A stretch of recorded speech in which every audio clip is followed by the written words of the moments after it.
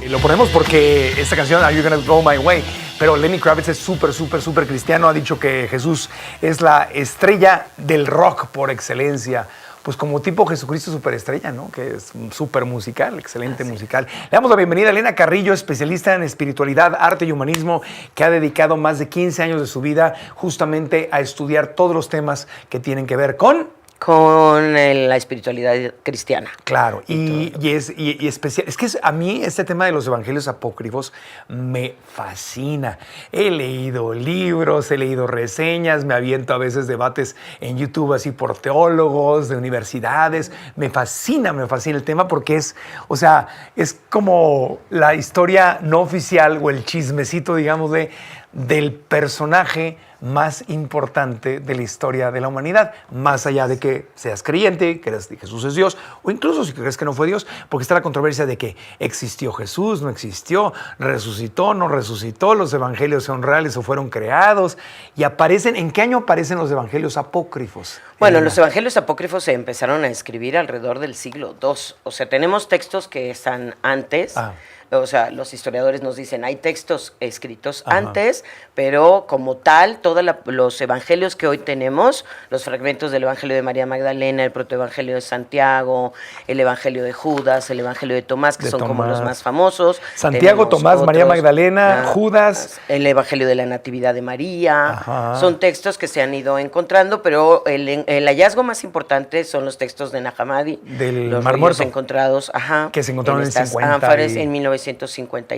Y aparecen, muchos de ellos no creen que se encontraron un evangelio completo. Eran páginas, trozos. Son rollos, son pergaminos. Cuando pedazos. decimos libros, son fragmentos. Sí, no es completo, son pedazos de... Son fragmentos. Pero a ver, nada más por ponerle contexto.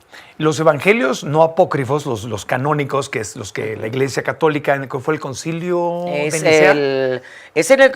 Realmente el canon de la Biblia, como lo conocemos un poco, llega a conformarse en el año 375. O sea, fíjense, ahí nada más para entender esto. 375 años después del fallecimiento de Cristo, bueno, del nacimiento de Cristo, o sea, quítenle 33, ¿no? Se establecen los evangelios. Y no había computadoras, Instagram, todo. No, por supuesto que no. O sea que se hace una reunión, el rey Ptolomeo II hace una reunión de 70 sabios sobre las escrituras, y ahí se va a tomar la determinación de qué textos van a conformar el canon, y luego, claro, vendrá el concilio de Nicea, donde ya la iglesia se institucionaliza. 370 y tantos años después se decide qué es la verdad. ¿Cuáles son los textos que van a integrar el canon? ¿Qué es la verdad y qué no es la verdad? O sea, según la Iglesia Católica, qué está inspirado por Dios o qué es real y no. Pero estamos hablando de 370 y tantos años. Es como si ahorita estuviéramos discutiendo algo que pasó en 1800, los números 1700 y tanto. Y que no tuviéramos nada más que algunos pergaminos y trozos por ahí. Es que miren, lo que pasa es que, cuando muere Jesús, la comunidad que sigue a Jesús va a entrar en persecución. Claro. O sea, son perseguidos durante mucho tiempo. Y no había mucha gente que supiera leer o escribir. Entonces todo va a ser de tradición oral. Y Cristo hablaba arameo. Él hablaba arameo. Que era como la lengua de los pobres. Y la lengua original de su ciudad, de Nazaret, de Galilea, de ese territorio, era el arameo. Sí, Jesús habla arameo. Pero las personas, es que los evangelios son una serie de cuentos, o sea, de tradición oral. Yo te conté, la gente contaba, fíjate que yo conocí a Jesús y entonces yo lo oí decir esto, o lo hice, o lo escuché. Es como si yo te cuento de mi tatarabuelo, porque mi bisabuelo me dijo y mi abuelo, se van pasando de boca en boca. Que quede claro que de pronto hay un teléfono descompuesto. Es obvio, ¿no? Que hay un teléfono descompuesto. Cada quien hace su interpretación y demás. Ahora, los evangelistas, Mateo, Marcos, Lucas y Juan, no son apóstoles de Jesús. Sí. Pero Mateo y Juan, eso sí. Y los otros dos no. Lucas es amigos de Pablo. Amigo lo voy a entrecomillar porque es una persona que conoció a Pablo y demás, ¿no? Que era su supercuate. Y Marcos estuvo muy cerca de San Pedro. Pero, entonces 2 sí, 2 no. Pero cuando lees, dice, en aquel tiempo Jesús dijo a sus discípulos. A sus discípulos. O sea, si lo estuviera escribiendo alguien en primera persona, sería, en aquel tiempo Jesús nos dijo. Así es. Pero entonces aquí son dice según San Mateo, según San Lucas, pero son los discípulos de los discípulos los que escriben. No es el evangelista, no es de los dos que sí eran discípulos, no son ellos escribiéndolo. Bueno, una parte del Evangelio de San Juan sí. Según los exégetas, sí correspondería a la escritura de San Juan. Ajá. San Juan es el apóstol que va a pero él mismo morir. Lo escribe. Sí, claro, y el Apocalipsis, claro.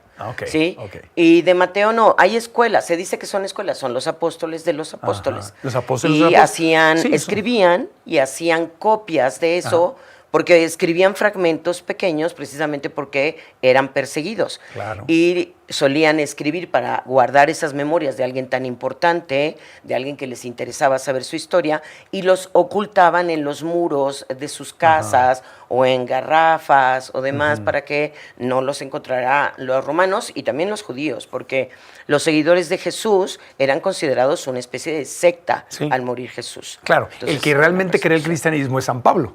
Que no teológicamente. Pablo, o sea, Saulo de Tarso, ¿no? Que era su nombre.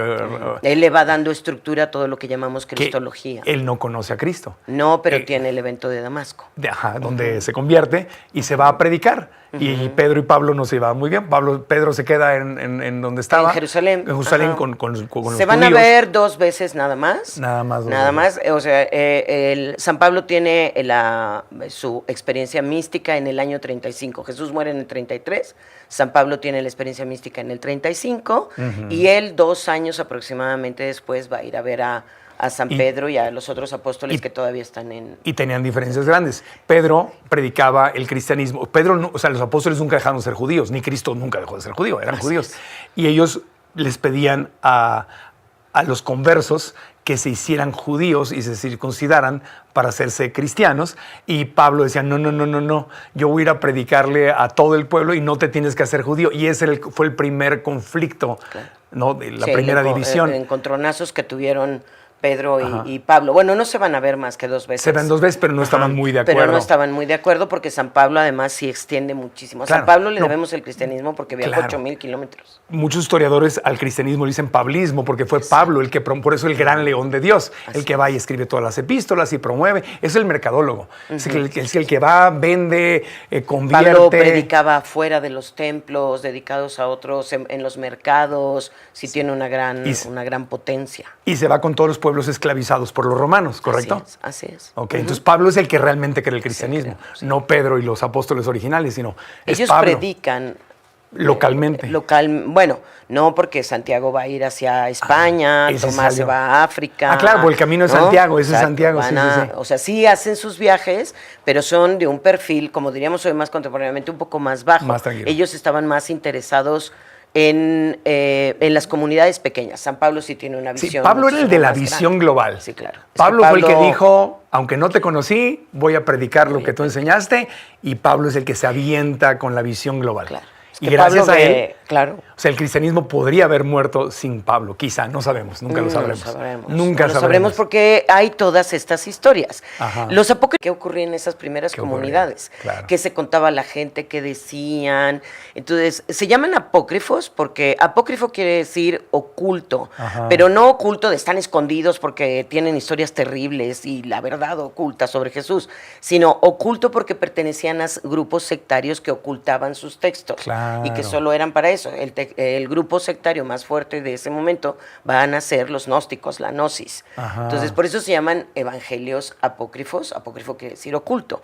Y luego ya nos hemos encargado a lo largo de la historia de ir recargándonos un montón en esos textos para contar todas estas historias del Santo Grial, de si María Magdalena y Jesús estuvieron casados, que si tuvieron un hijo, que si enseñaba de tal manera. Es que los evangelios canónicos tienen un montón de huecos.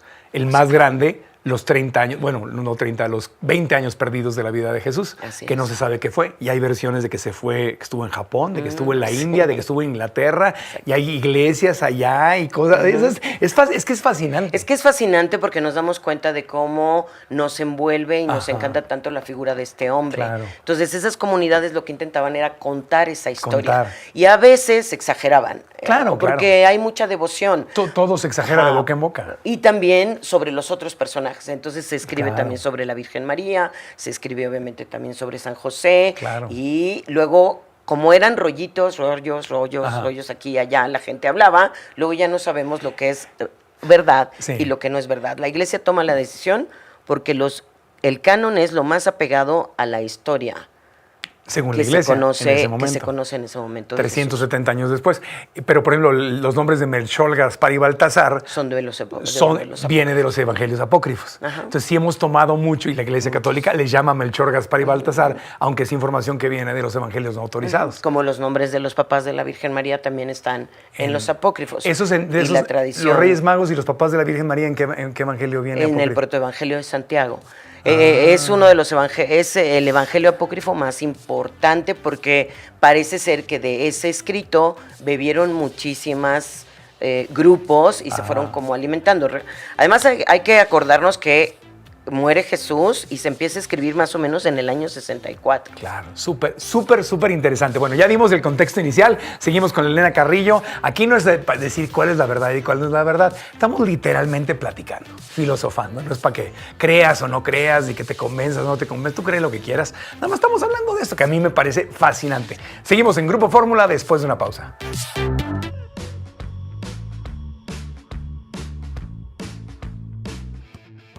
La historia.